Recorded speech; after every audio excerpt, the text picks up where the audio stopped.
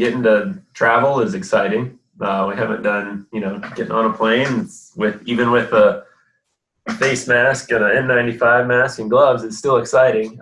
Anytime you get to compete with our conference, it's exciting. We're excited to get the opportunity to race. We're excited to get on the Rimrock course, which is great.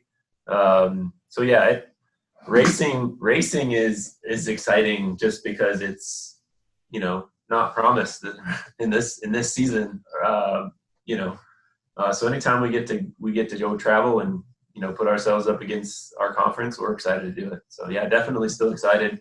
It's definitely been weird, but no, we're as excited as ever, and I think we're as prepared as ever too. Well, yeah, as far as your preparation, Cap, as you guys go into this thing, how do you kind of, view your chances against the rest of the field? Obviously, it's a very good cross-country conference. Yeah. There's definitely, with a shorter season, a little bit, not excessively for this. This meet's still the same day it was supposed to be. That hasn't moved. There's definitely a couple workouts that I think I would have liked to have snuck in there, but I think we've got a great mix of preparation in that, we raced fast last week, and the week before that we got to race on a hard course, so I think we've got a good blend there. But we expect to mix it up a little. One of my favorite parts about this season is because there were a little bit less diversity in all the meets, that we actually saw a lot of these teams more often than we normally do. So I've raced the Kansases and the Kansas States and Oklahoma States. We've seen those teams in Texas, and whereas sometimes we go a ways without bumping into those teams. And so have kind of been, hey, this team, let's aim for the next one up, is a lot of fun. And I think, does give us a little bit of confidence going into the meet that sometimes we don't really know where we're going to stack up going in. So it's definitely exciting to kind of be like, all right, who else can we catch at this point? Kind of say, we've beaten that team. Can we move past them and maybe try to pick off another one? Cap, because of that, or do you know what the realistic goals are for both teams maybe? On the ladies' side, yes. There's some really good teams up top still, so we're gonna be fighting kind of for that 5-6 slot probably on the ladies' side. The guys' side is gonna be some tough sledding, especially depending on who all we get to come. We've got some that may not be available this weekend, and that's gonna make it pretty tough. But I think there's still some teams we can stay ahead of on the guys' side. So there may be some teams that we've raced and beaten already that may be a tough challenge without some of the guys that are going to be available.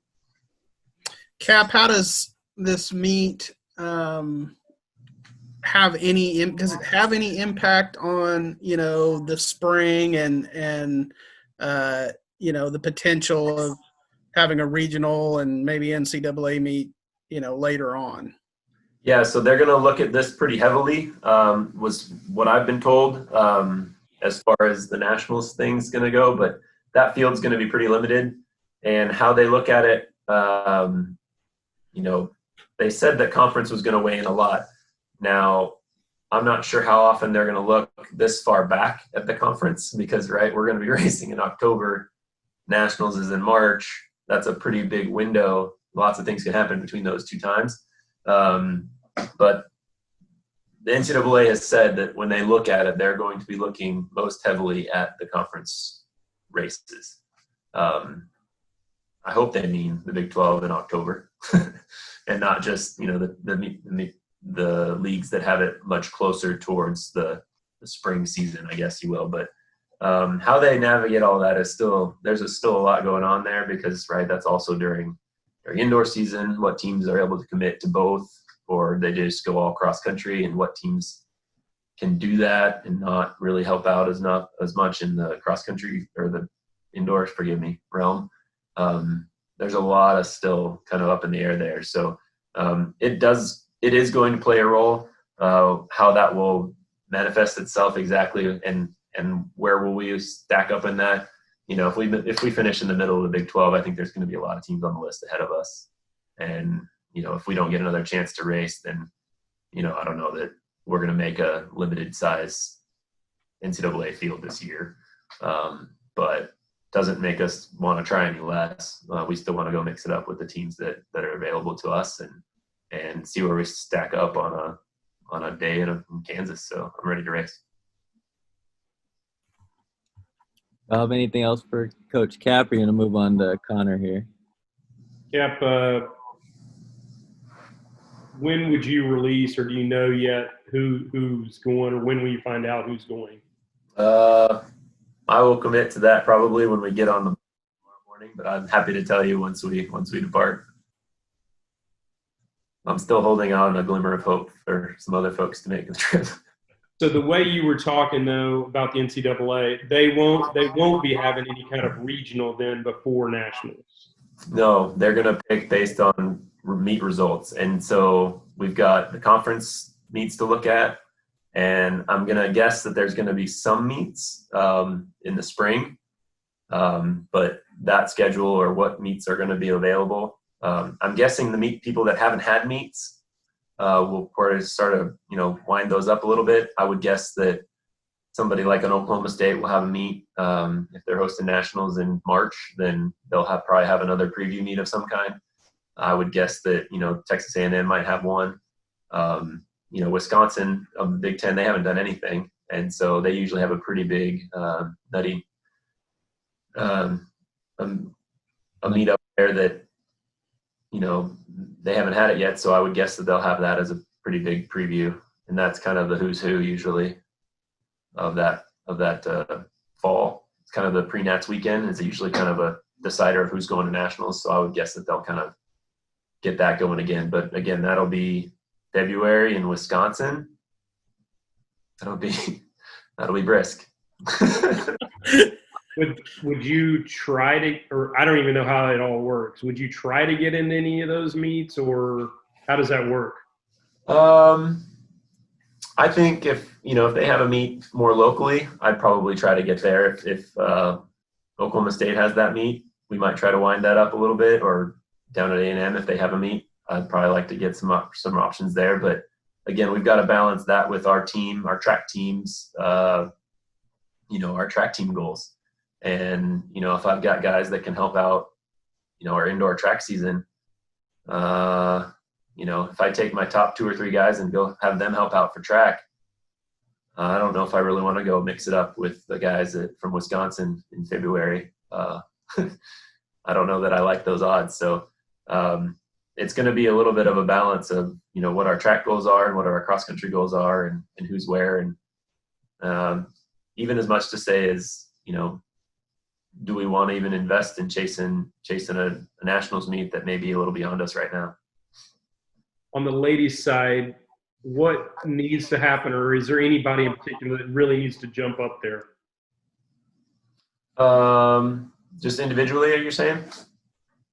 Yes. I think our 1, 2, 3 is pretty set. Now they're going to be in any kind of order. I couldn't tell you who's going to be there. I fully expect Sarah to have a pretty good race this weekend, or this Friday. But I think what I'm really expecting is that 4 and 5 to be a lot closer. For us to have the results that I really want, that's going to have to happen.